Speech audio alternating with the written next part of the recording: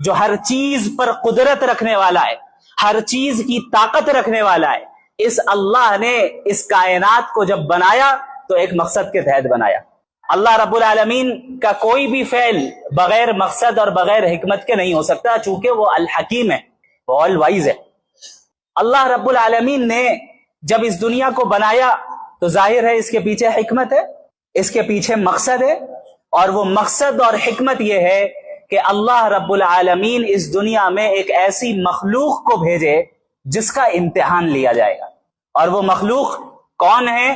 انسان ہے، بنی نوع آدم ہے۔ اور اللہ کے نبی صلی اللہ علیہ وسلم نے جو بیان فرمایا متعدد روایتوں میں، اور اللہ رب العالمین نے قرآن کریم میں متعدد آیتوں میں بیان فرمایا کہ اس دنیا میں آنے کا مقصد ایک انسان کا کیا ہے۔ اللہ نے قرآن کریم میں سورۃ الذاریات میں فرمایا وَمَا خَلَقْتُ الْجِنَّ وَالْإِنسَ إِلَّا لِيَعْبُدُونَ، کہ ہم نے جن و انس کو پیدا ہی اس لیے کیا ہے تاکہ وہ میری عبادت کریں اور مجھے راضی کریں۔ اور عبادت کا مطلب بھی سمجھ لیجئے اچھے طریقے سے، عبادت ہر اس کام کو کہتے ہیں جو اللہ کو راضی کرنے کی غرض سے کیا جائے، اجر و ثواب کو حاصل کرنے کے لیے کیا جائے، اور شریعت کے دائرے اور شریعت کے اصول کے موافق کیا جائے، وہ عبادت ہے۔ انسان کی پوری زندگی در حقیقت عبادت ہے، ایک مومن کی پوری زندگی در حقیقت عبادت ہے۔ اسی لیے علماء کرام نے عبادت کی دو قسمیں بیان فرمائی ہیں، ایک ہے عبادت بالواسطہ اور ایک ہے عبادت بلا واسطہ۔ ایک ہے ڈائریکٹ عبادت، مثلا ابھی ہم نے نماز ادا کی مغرب کی، یہ جو ہم نے رکوع کیا، یہ سجدہ کیا، قرآن کی تلاوت کی، اس کا بنیادی اور ڈائریکٹ مقصد اللہ کی عبادت کرنا ہے کہ نہیں ہے؟ اسی طرح عبادت کی ایک اور قسم ہے عبادت بالواسطہ، کسی چیز کے ذریعے عبادت کرنا، انڈائریکٹ عبادت جسے ہم کہہ سکتے ہیں۔ مثلا ہم کھانا کھا رہے ہیں، نبی کی سنت کے مطابق کھا رہے ہیں، اور اس نیت سے کھا رہے ہیں کہ اللہ راضی ہو جائے، اور یہ جو قوت کھانے سے مجھے ملے گی میں اللہ کے دین کے لیے صرف کروں گا، یہ بھی عبادت ہے۔ ہم تجارت کر رہے ہیں، بزنس کر رہے ہیں، بزنس کو شریعت کے اصولوں کے تحت کر رہے ہیں، نبی کی تعلیمات کے مطابق کر رہے ہیں، اور اس نیت سے کر رہے ہیں کہ اس کے ذریعے جو مجھے پروفٹ ملے گا انشاءاللہ اس کا ایک حصہ میں اللہ کے دین میں لگاؤں گا، اپنے بچوں اور گھر والوں کو پالوں گا، پرورش کروں گا، یہ بھی عبادت ہے۔ تو ایک مومن کی پوری زندگی در حقیقت عبادت ہے۔ اسی لیے جو آیت شروع میں نے آپ کے سامنے تلاوت کی، اس میں اللہ رب العالمین نے نبی کریم صلی اللہ علیہ وسلم کو یہ کہنے کا حکم دیا، قل آپ کہہ دیں ان صلاتی میری نماز، ونسکی میری قربانیاں، ومحیایا میری زندگی، ومماتی اور میری موت، للہ رب العالمین سب کے سب اللہ کے لیے جو تمام جہانوں کا رب ہے۔ یعنی میرا اٹھنا، میرا بیٹھنا، میرا چلنا، میرا پھرنا، میرا دوڑنا، میرا کھانا، میرا پینا، میری نمازیں، میرے روزے، میری زکوٰۃ، میرے صدقات، میرا عمرہ، میرا حج، میری قربانیاں، ساری چیزیں اللہ کے لیے۔ ہم تجارت بھی کرتے ہیں تو کس کے لیے کرتے ہیں؟ اللہ کے لیے۔ اسی لیے نبی کریم صلی اللہ علیہ وسلم نے تاجر کی فضیلت بھی بیان کی نا، التاجر الصدوق الامین مع النبیین والصدیقین والشہداء والصالحین، او کما قال النبی صلی اللہ علیہ وسلم، ایک سچا اور امانت دار بزنس مین، سچا اور امانت دار تاجر قیامت کے دن انبیاء، شہداء اور نیک لوگوں کے ساتھ اٹھایا جائے گا۔ اللہ اکبر۔ وہ تجارت جسے ہم سمجھتے ہیں کہ بھئی یہ تو دنیا داری ہے، یہ الگ بات ہے کہ کوئی اگر تجارت میں اس طرح منہمک ہو جائے کہ اللہ کی یاد سے غافل ہو جائے تو ظاہر ہے یہ غلط ہے اور یہ دنیا داری ہے۔ لیکن اگر تجارت بھی وہ صحیح نیت کے ساتھ، صحیح اصولوں کے ساتھ کر رہا ہے تو اللہ نے اس تجارت کو بھی عبادت کی ایک شکل دے دی، اور اس تجارت کے کرنے والے شخص جس کے اندر یہ خصوصیات ہو کہ وہ سچا ہو، دیانت دار ہو، امانت دار ہو، یہ وہ شخص ہوگا کہ قیامت کے دن انبیاء میں سے انبیاء کی صفوں میں اٹھایا جائے گا، شہداء کی صفوں میں اٹھایا جائے گا، شہداء کے ساتھ اٹھایا جائے گا، صالحین کے ساتھ اٹھایا جائے گا۔ یہ کتنی بڑی فضیلت، کتنا آسان کر دیا اللہ نے ہمارے لیے اس زندگی کو، جبکہ ہماری زندگی کا اصل مقصد کیا ہے؟ اللہ کی عبادت کرنا۔ اللہ نے ہر وقت نمازیں فرض نہیں کی کہ دن میں 24 گھنٹے ہیں تو 24 گھنٹے کے ہر منٹ نماز پڑھنا ضروری ہے۔ اللہ چاہتا تو کرتا اور اس کا حق تھا کہ وہ کرے، لیکن اس نے بندوں کا لحاظ رکھا، بندوں کے تقاضوں کا لحاظ رکھا، انسانی فطرت کا خیال رکھا، اور اللہ رب العالمین نے بالواسطہ عبادتیں بھی دے دی اور بلا واسطہ عبادتیں بھی دے دی۔ کہ تمہاری پوری زندگی در حقیقت اللہ کے احکامات کے مطابق گزرنی چاہیے، تم کامیاب ہو جاؤ گے۔ یہ جو ہم نے کانسیپٹ بنایا ہے دین اور دنیا دو الگ الگ چیزیں، یہ دین جب نماز پڑھو تو دین، جب بازار میں تجارت کرو تو دنیا، جب اسکول اور کالج جاؤ تو دنیا، جب مسجد میں آ جاؤ تو پھر دین، یہ کانسیپٹ در حقیقت غلط ہے، اور اس کانسیپٹ نے امت کو بہت نقصان پہنچایا، اور یہی وہ کانسیپٹ ہے جس کے نتیجے میں ہمارے درمیان ایک بہت بڑا خلا پیدا ہوا ہے۔ ماڈرن ایجوکیشن کو حاصل کرنے والے جو ہمارے ینگسٹرز ہیں، یوتھ ہیں، آپ دیکھیں، اور دوسری طرف علماء کرام ہیں، ان کے درمیان کتنا بڑا گیپ ہے کہ نہیں ہے؟ یہ دین اور دنیا کے کانسیپٹ الگ الگ، دین اور دنیا کو الگ الگ کرنے کا نتیجہ ہے کہ انہوں نے یہ سمجھا کہ بھائی ان کی جو زندگی ہے، ان کے جو پریکٹیکل چیلنجز ہیں وہ الگ ہیں، ان کی زبان الگ، ان کی اصطلاحات الگ، ان کا طریقہ کار الگ۔ دوسری طرف علماء کرام جنہوں نے دینی علم حاصل کیا، لیکن وہ دنیا کے موجودہ سارے علماء کی بات نہیں کر رہا، ظاہر ہے بڑے بڑے علماء موجود ہیں الحمدللہ جو امت کی رہنمائی فرما رہے ہیں اور نوجوانوں کے مسائل کو حل کر رہے ہیں، لیکن ایک بڑا طبقہ یہ دیکھا جا رہا ہے کہ ایسا ہے مدارس میں بھی اور کالج یونیورسٹی میں بھی جو ایک دوسرے کے ساتھ کولیبوریٹ نہیں کر پا رہے ہیں خیر کے کاموں میں۔ یہ جب ان کے پاس آ رہے ہیں انہیں بددین سمجھ رہے ہیں، وہ ان کے پاس جا رہے ہیں تو انہیں بیکورڈ سمجھ رہے ہیں، یہ ان کے چیلنجز کو نہیں سمجھ پا رہے ہیں، یہ ان کے اصطلاحات اور ان کے مقام و مرتبے کو نہیں سمجھ پا رہے ہیں۔ نتیجہ کیا نکل رہا ہے؟ یہ خلا ہے، یہ گیپ، یہ دین اور دنیا کو الگ الگ کرنے کا نتیجہ ہے، جبکہ یہ دین آیا تھا اسی دنیا میں نافذ کرنے کے لیے۔ یہ دین کوئی الگ سے چند رسموں کا نام نہیں ہے، یہ دین تو دراصل دستور حیات ہے، زندگی کا دستور ہے، زندگی کا طریقہ ہے۔ ہم علم کیسے حاصل کریں یہ دین بتاتا ہے، ہم اپنی جوانی کیسے گزارے یہ دین بتاتا ہے، ہم شادی کیسے کریں یہ دین بتاتا ہے، شادی کے بعد کی زندگی کیسے گزاریں یہ دین بتاتا ہے، ہم تجارت کیسے کریں یہ بھی دین بتاتا ہے، ہم ملازمت کیسے کریں یہ بھی دین بتاتا ہے۔ تو شریعت اسلامیہ تو زندگی کے ہر شعبے کا احاطہ کی ہوئی ہے، ہم نے اس کو چند عبادتوں کے ساتھ خاص کیا، ہم نے سمجھا کہ صرف نماز روزوں کا نام جو ہے اور مسواک کر لینے کا نام دین ہے، یقیناً یہ دین کا حصہ ہے اور بہت بڑا حصہ ہے، لیکن کامل اور مکمل دین کا مطالبہ قرآن کریم کرتا ہے۔ یا ایھا الذین آمنوا ادخلوا فی السلم کافہ، اے وہ لوگ جو ایمان لے آئے پورے کے پورے اسلام میں داخل ہو جاؤ، کامل اسلام میں داخل ہو جاؤ۔ یہ نہیں کہ جب چاہا تب دین پہ عمل کر لیا اور جب چاہا تب دنیا اور معاشرے کے سٹینڈرڈز کے مطابق عمل کرنے لگ جائیں۔ یہ مطالبہ کیا کرتا ہے یہ دین؟ قرآن کریم کیا مطالبہ کرتا ہے؟ پورے دین میں آؤ، مکمل اور کامل مسلمان بنو، مکمل اور کامل دین پر عمل پیرا ہو، یہ ہے مطالبہ، یہ ہے مطالبہ۔ لیکن ظاہر ہے جب حضرت آدم علیہ السلام کو اللہ رب العالمین نے پیدا فرمایا اور پھر تمام فرشتوں کو بشمول ابلیس کو حکم ہوا کہ اللہ کا حکم ہے کہ حضرت آدم کے سامنے جھک جاؤ، اس نے انکار کیا اور کیا کہا؟ انا خیر من، میں تو ان سے بہتر ہوں، خلقتنی من نار، آپ نے مجھے آگ سے پیدا کیا، وخلقتہ من طین، اسے تو مٹی سے پیدا کیا۔ اس نے یہ نہیں دیکھا کہ حکم کہاں سے آ رہا ہے، اس نے اپنی عقل کے گھوڑے کو دوڑایا، یہ نہیں دیکھ رہا ہے کہ اللہ کیا کہہ رہا ہے، جبکہ وہ اس بات کا علم تھا اس کے پاس کہ اللہ تمام کائنات کا خالق و مالک ہے اور اللہ کی اطاعت میں ہی کامیابی ہے، لیکن اس نے محض اپنی انا کے نتیجے میں اللہ کے حکم کا انکار کیا۔ نتیجہ کیا نکلا؟ قال فاخرج منها فإنك رجیم، جاؤ اب جنت سے نکل جاؤ، جنت سے نکل جاؤ، آج سے تم مردود ٹھہرے۔ قرآن کریم کہتا ہے آج سے تم مردود ٹھہرے۔ شیطان، اللہ رب العالمین اس وقت کتنا ناراض ہیں، اس کے باوجود اللہ سے کہہ رہا ہے انظرنی الی یوم یبعثون، بس قیامت تک مجھے مہلت دے دیجئے، قیامت تک۔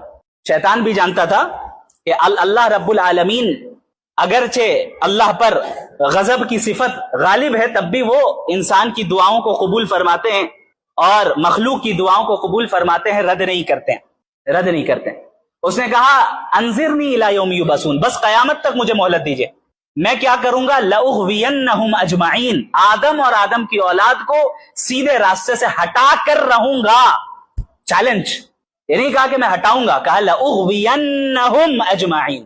جو عربی جانتے ہیں وہ اس اسلوب سے واقف ہے، لأغوینہم اجمعین، ضرور بالضرور ان کو سیدھے راستے سے ہٹا کر رہوں گا۔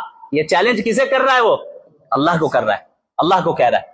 میں کر کے رہوں گا. اب آپ دیکھیں, آپ نے مجھے نکال دیا, یہ تھا کبر, تکبر. جب انسان کے اندر تکبر آ جائے نا, وہ اپنے خالق کو بھی بھلا بیٹھتا ہے. فرعون کے ساتھ کیا ہوا؟ اقتدار اور حکومت کا نشہ اس پر ایسا سوار ہوا کہ اس نے اپنے آپ کو رب ڈکلیئر کیا کہ انا ربکم الاعلی, میں تمہارا سب سے بڑا رب ہوں. یہ کبر کا نتیجہ ہوتا ہے کہ انسان اسی دنیا میں اپنے آپ کو وہ کچھ سمجھنے لگ جاتا ہے جو وہ ہے نہیں, وہ کچھ سمجھنے لگ جاتا ہے جو وہ ہے نہیں. اور کبر کا نتیجہ ہوتا ہے کہ انسان بسا اوقات اللہ کے حکموں کا صریح طور پہ انکار کر بیٹھتا ہے, اور انکار کر کے وہ کفر میں مبتلا ہو جاتا ہے. اور اللہ نے فرما دیا کہ جہنم کے تعلق سے کہ وَبِئْسَ مَثْوًى لِلْمُتَكَبِّرِينَ, جہنم تکبر والوں کے لیے کتنا برا ٹھکانہ ہے, کتنا برا ٹھکانہ ہے. کبر, میں کچھ ہوں, آئی ایم سم تھنگ, مجھے کچھ آ گیا ہے, میں دوسروں سے بہتر ہوں, دوسرا سامنے والا مجھ سے حقیر ہے, میرے سامنے حقیر ہے. اب یہ کبر چاہے دنیا کے راستے سے آئے یا دین کے راستے سے آئے برابر ہے. دنیا کے راستے سے آنے کا مطلب میں اتنا مالدار ہوں, یہ غریب مجھے کیا بتائے گا؟ میرے پاس فلاں عہدہ اور فلاں منصب ہے, یہ کیا بتائے گا مجھے؟ میری اتنی عزت اور اتنی شہرت ہے, یہ کیا بتائے گا؟ یہ میرے سامنے کھڑا ہوگا, یہ میرے ساتھ بیٹھے گا. دین کے اعتبار سے میں تو تہجد گزار ہوں, یہ پینٹ شرٹ پہننے والا کیا بتائے گا؟ یہ بھی مزاج ہمارے ہیں, یہ بھی مزاج ہمارے ہیں. میں تو تہجد گزار ہوں, یہ بے نمازی مجھے کیا بتائے گا؟ یہ ہے کبر دین کے راستے سے. شیطان نے جب اللہ رب العالمین کو چیلنج کیا اور کہا لَأُغْوِيَنَّهُمْ أَجْمَعِينَ, تمام کے تمام آپ کے بندوں کو میں گمراہ کر کے رہوں گا, اور یہ بھی بیان کیا جو کہ سورہ الف لام میم صاد والی جو سورت ہے, جب آپ اس کو پڑھیں گے سورہ اعراف, اس میں آپ ان آیتوں کا بھی اضافہ دیکھیں گے جہاں اللہ رب العالمین نے شیطان کے اس قول کو نقل کیا کہ میں اس آدم یا اور اس آدم کی اولاد کے آگے سے, پیچھے سے, دائیں سے, بائیں سے, ہر جگہ سے میں اس پر حملہ کروں گا اور اسے اپنے ٹریپ میں پھنساؤں گا, اپنے جال میں پھنساؤں گا. اللہ نے کیا فرمایا؟ جاؤ جو کرنا ہے کر لو, لیکن الا عبادک منہم المخلصین. شیطان خود اعتراف کر رہا ہے کہ میں گمراہ کروں گا, لیکن چند مخصوص بندے ہیں جن پر میری چلے گی نہیں, چند مخصوص بندے ہیں جن پر میری چل نہیں سکے گی. اللہ نے بھی فرما دیا کہ جاؤ میں تمہیں اختیار دے رہا ہوں, قیامت تک کے لیے تمہیں موت نہیں آئے گی, جو کرنا ہے کرو, اور جس پر تمہیں کنٹرول حاصل کرنا ہے کوشش کر لو, کر تو لوگے, لیکن میرے نیک اور اصلاح کرنے والے بندوں کو گمراہ نہیں کر سکتے. اللہ رب العالمین نے بیان فرمایا. اب جس دن حضرت آدم کے سامنے شیطان نے جھکنے سے منع کیا اور اللہ رب العالمین کے سامنے یہ چیلنج کیا اور یہ باتیں بیان فرمائی, یہ باتیں بیان کی, شیطان نے اس دن سے نئے نئے الگ الگ حربے اور طریقے اختیار کیے انسانوں کو گمراہ کرنے کے لیے. ہر زمانے میں کوئی نیا شوشہ, کوئی نیا فتنہ وہ اٹھاتا, اور بڑے ہی دلکش نعروں کے ساتھ اٹھاتا, تاکہ لوگ شرک میں مبتلا ہو جائیں, کفر میں مبتلا ہو جائیں, اللہ کی نافرمانی میں مبتلا ہو جائیں, اور اللہ کی اطاعت سے انحراف کرنے لگ جائیں, دین سے پھر جائیں. شیطان نے کوششیں کی ہر زمانے میں, اور اللہ رب العالمین نے ہر زمانے میں اپنی جانب سے نبی کو بھیجا. ایک طرف شیطان کوشش کر رہا ہے بندوں کو گمراہ کرنا ہے, دوسری طرف انبیاء کی کوشش ہے کہ بندوں کو ہدایت پر لانا ہے, بندوں کو ہدایت پر لانا ہے. تمام انبیاء علیہ الصلاۃ والسلام بشمول محمد الرسول اللہ صلی اللہ علیہ وسلم خاتم النبیین اس دنیا میں بھیجے ہی اس لیے گئے تاکہ تمام انسانوں کو گمراہی سے نکال کر اللہ کی اطاعت میں لگا دیں اور اللہ کی غلامی میں لگا دیں. اب یہ دو طاقتیں ہیں, شیطانی طاقت اور انبیائی طاقت, یا یوں کہیں کہ شیطانی طاقت اور رحمانی طاقت, اور ان دونوں طاقتوں کے درمیان ہمیشہ سے کانفلکٹ جاری ہے, کشمکش جاری ہے. بظاہر ایسے حالات تاریخ میں بھی گزرے جہاں ایسا محسوس ہوا کہ شیطانی طاقتوں کو مکمل غلبہ حاصل ہونے والا ہے. اب شاید یہ رحمانی طاقت اور انبیائی طاقت شکست کھا جائے. حالات ایسے سنگین ہوئے, ایسے سخت سے سخت فتنے وجود میں آئے, ایسی سخت سے سخت آزمائشیں وجود میں آئیں کہ محسوس ہونے لگا کہ اب یہ دین حنیف جو ہے, جو صحیح دین ہے اللہ رب العالمین کا, وہ مغلوب ہو رہا ہے. لیکن اللہ رب العالمین نے ہر زمانے میں ایسے افراد کو کھڑا کیا جنہوں نے اپنے اپنے زمانے کے فتنوں کو کچل کر رکھ دیا. آپ پوری اسلامی تاریخ کو اٹھا کر دیکھ لیں, آپ کو یہ ساری چیزیں نظر آ جائیں گی. ہم اور آپ جس زمانے میں رہ رہے ہیں, اس زمانے میں بھی شیطانی طاقتیں بڑے زور و شور کے ساتھ کام کر رہی ہیں, اور مقصد کیا ہے؟ آپ کو آپ کے صحیح عقیدے سے ہٹا دینا, آپ کو آپ کے صحیح فکر سے ہٹا دینا, آپ کو اللہ کے نبی اور انبیاء کے راستے سے ہٹا دینا, آپ کو سلف صالحین کے راستے سے ہٹا دینا, آپ کو رجال اللہ اور اہل اللہ کے راستے سے ہٹا دینا. یہ مقصد ہے. کیوں؟ کیونکہ اس نے یہ چیلنج دیا ہے کہ ہمیں انہیں گمراہ کرنا ہے. اس کی وجہ سے میں جہنم میں جا رہا ہوں, چونکہ میں نے اس کے سامنے میں جھکا نہیں, لہٰذا یہ سبب بنا. حالانکہ وہ اپنی گمراہی کا خود سبب ہے, خود وجہ ہے. اس نے یہ عزم کر لیا کہ اب تو گمراہ کرنا ہے. اب آپ موجودہ زمانے کے فتنوں کو اگر پاسٹ کے فتنوں کے ساتھ کمپیئر کرنے جائیں تو بظاہر ایسا ہی محسوس ہوتا ہے کہ اس زمانے کے فتنے زیادہ خطرناک ہیں, اور نبی کریم صلی اللہ علیہ وسلم کی احادیث سے بھی اس کا ثبوت ملتا ہے. بعض روایتوں میں ہے کہ آنے والا ہر دن پچھلے دن کے مقابلے میں زیادہ پرفتن اور زیادہ شر والا ہوگا, زیادہ شر والا ہوگا. آپ صلی اللہ علیہ وسلم قیامت کے قریب کے زمانے سے پناہ مانگتے تھے, دجالی فتنوں سے پناہ مانگتے تھے کہ قیامت کے قریب کا زمانہ ایسا ہوگا جہاں دجالی فتنے چاروں طرف چھا جائیں گے. خود غور کریں, دجال کسے کہا جاتا ہے؟ دجال, دجل کہتے ہیں دھوکے کو, ڈیلیوژن کو, اور دجال کہتے ہیں بہت زیادہ دھوکہ دینے والا, حق کو باطل بنا کر دکھانے والا, باطل کو حق بنا کر دکھانے والا, یہ ہے دجال.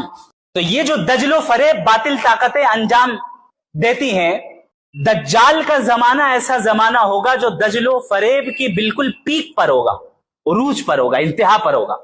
اسی لیے نبی کریم صلی اللہ علیہ وسلم نے فرمایا کہ جب دجال آئے گا اس کے ایک ہاتھ میں جنت اور ایک ہاتھ میں جہنم, اور آپ نے فرمایا کہ جو جنت ہے وہ در حقیقت آگ ہے, اور جو آگ ہے وہ در حقیقت جنت ہے. یعنی صحیح کو غلط, غلط کو صحیح, بینیفیشیل چیز کو نقصان دہ بنا کر دکھانا اور نقصان دہ چیز کو بینیفیشیل بنا کر دکھانا. اب آپ بتائیے, جس زمانے میں ہم اور آپ رہ رہے ہیں جہاں مغربی تہذیب اور ویسٹرن سویلائزیشن کو اور ویسٹرن آئیڈیالوجیز کو پورا غلبہ حاصل ہے, کیا آج باطل افکار اور باطل آئیڈیالوجیز کو حق بنا کر دکھایا جا رہا ہے کہ نہیں دکھایا جا رہا ہے؟ باطل افکار کو اب تو ہیومن رائٹس قرار دے دیا گیا کہ بھائی ایک انسان ہے, ایک مرد ہے, ایک عورت ہے, زنا کرنا چاہے اپنے کنسنٹ سے کر رہے ہیں, اپنی رضامندی سے کر رہے ہیں, جائز ہے, اس کا رائٹ ہے, لیگل ہے, کوئی اس کو روک نہیں سکتا. آپ کون ہوتے ہیں روکنے والے؟ کوئی کھلے عام اللہ کی بغاوت کر رہا ہے, اللہ سے بغاوت کر رہا ہے, کھلے عام فسق و فجور میں مبتلا ہے, آپ نہیں روک سکتے. یہ آپ کا رائٹ نہیں ہے, یہ اس کا رائٹ ہے کہ وہ جو کرنا چاہے کرے. اور پوری دنیا میں اس وقت بشمول بہت سے متعدد سیدھے سادھے بھولے بھالے مسلمان اس ٹریپ میں پھنسے ہوئے, اس جال میں پھنسے ہوئے. مغربی تہذیب اپنی آئیڈیالوجیز کے ذریعے در حقیقت ہمارے ایمان کو کھوکھلا کر رہی ہے, ہمارے عقائد کو کھوکھلا کر رہی ہے, ہمیں لبرلزم کی طرف لے جا رہی ہے. کون سی لبرٹی؟ وہ لبرٹی جو در حقیقت اللہ سے بغاوت کرنے کے اوپر لیبل لگا دیا گیا اس کا. اب آپ شراب کی بوتل پہ زمزم لکھ دیں یا زمزم کا لیبل لگا دیں اور لکھ دیں الحرمین الشریفین, تو وہ پانی, وہ بوتل زمزم تھوڑی ہوگا, وہ شراب ہی رہے گی. یہی ہے دھوکہ جو آج اس 21ویں صدی میں مغربی دنیا نے ہر میدان میں, چاہے سیاست کا میدان ہو, چاہے معیشت کا اکانومی کا میدان ہو, چاہے تعلیم اور ایجوکیشن کا میدان ہو, چاہے پالیٹکس کا میدان ہو, چاہے کوئی بھی میدان ہو, ہمارا سوشل جو سماجی نظام ہے اس کا میدان ہو, ہر جگہ پر ایسی آئیڈیالوجیز ہیں جو در حقیقت باطل کو حق بنا کر دکھا رہی ہے اور حق کو باطل بنا کر دکھا رہی ہے. اور ہمیں ان آئیڈیالوجیز کی زنجیروں میں اس طرح جکڑ لیا گیا ہے کہ اس سے باہر نکلنا ایک مسلمان کو بڑا مشکل نظر آتا ہے. بسا اوقات مسلمان بھی کہنے لگتا ہے ہاں بات تو یہی صحیح ہے, لیکن آج کے زمانے میں بات تو یہی صحیح ہے مفتی صاحب جو آپ کہہ رہے ہیں, لیکن آج کے زمانے میں تو تھوڑا سا غور فرما لیے. یعنی آپ یہ مان رہے ہیں کہ دین آج کے زمانے کے لیے نہیں ہے, یہی ہے نا. نبی صلی اللہ علیہ وسلم فرما رہے ہیں لا یؤمن احدکم حتی یکون ہواہ تبعا لما جئت بہ, تم میں سے کوئی اس وقت تک مومن ہو نہیں سکتا جب تک کہ وہ اپنی ڈیزائرز کو میری شریعت کے تابع نہ کر دے. اس کی خواہشات, اس کی چاہت, اس کی ڈیزائرز نبی کی تعلیمات کے موافق ہو، اس کے مخالف نہ ہو۔ ویسٹرن دنیا کیا کہہ رہی ہے؟ ایبسلیوٹ فریڈم، مطلق آزادی اس وقت ہے جب آپ کی خواہش جس چیز کو کرنے کی ہے اس میں کسی چیز کی رکاوٹ نہ ہو۔ اگر آپ کی خواہش ہے زنا کرنا ہے، کریے، کوئی مذہب رکاوٹ نہیں بن سکتا۔ اگر مذہب کی وجہ سے رک رہے ہیں، آپ بیکورڈ ہیں، کنزرویٹو ہیں، اور آپ در حقیقت غلامی میں مبتلا ہے۔ آپ کو سودی لین دین کرنا ہے، سودی لین دین کیجئے بڑے شوق سے، سود لینا اور دینا۔ اگر اس سے کوئی کتاب تمہیں روک رہی ہے، کوئی خدا تمہیں روک رہا ہے، کوئی مذہب تمہیں روک رہا ہے اور تم رک جا رہے ہو، تو جان لو کہ تم کنزرویٹو ہو اور تم بلائنڈلی فالو کرنے والے ہو۔ یہ باتیں آتی ہیں کہ نہیں آتی؟ آتی ہے نا۔ اب آپ بتائیے ہم حقیقی دجال کے خروج کے زمانے سے کتنا قریب ہیں؟ یہ سارے فتنے تو در حقیقت چھا چکے ہیں ہر جگہ پہ۔ آپ اکانومی کے میدان میں جائیں، کیپٹلزم کو کیسا غلبہ حاصل ہے۔ کیپٹلزم کے خلاف آپ کام کر کے دیکھیں، راتوں رات آپ غائب ہو جائیں گے۔ سیاست کے میدان میں آ جائیں، سیکولرزم کو ایسا مقدس نظام بنا کر پیش کیا گیا کہ آپ اس نظام کے خلاف بول کر دیکھیں کیا حل کیا جائے گا۔ آپ انڈیویجول انسان کی لائف میں آ جائے، کس طرح لبرلزم کو پروموٹ کیا گیا، آپ اس کے خلاف بول کر دیکھیں آپ پر کیسی تانو تشنی ہوگی، آپ کیسے اینٹی ہیومن رائٹس قرار دیے جائیں گے۔ عورتوں کا مسئلہ آ جائے، کیسے فیمنزم کو ان کے دل و دماغ میں گھول کر پلا دیا گیا۔ آپ حجاب کی بات کرنے کی جرات تو کر کے دیکھیں، پھر آپ کے ساتھ کیا سلوک کیا جاتا ہے۔ یہ زمانہ آ گیا۔ نبی کریم صلی اللہ علیہ وسلم نے فرمایا تھا کہ ایک زمانہ آئے گا کہ جس وقت اس دین پر قائم رہنے والا شخص ایسا ہوگا کالقابض علی الجمر، آگ کے انگارے کو تھامے رکھنے والا۔ اب آپ آگ کے انگارے کو ہاتھ میں کتنے ہی سیکنڈ رکھ سکتے ہیں؟ رکھنا ہے، مضبوطی سے پکڑیں، تکلیف ہو رہی ہے لیکن جھیل رہے ہیں۔ ایسا زمانہ آئے گا کہ جب دین پر عمل کرنا آگ کے انگارے کو تھامے رکھنے کے مقابلے میں ہوگا۔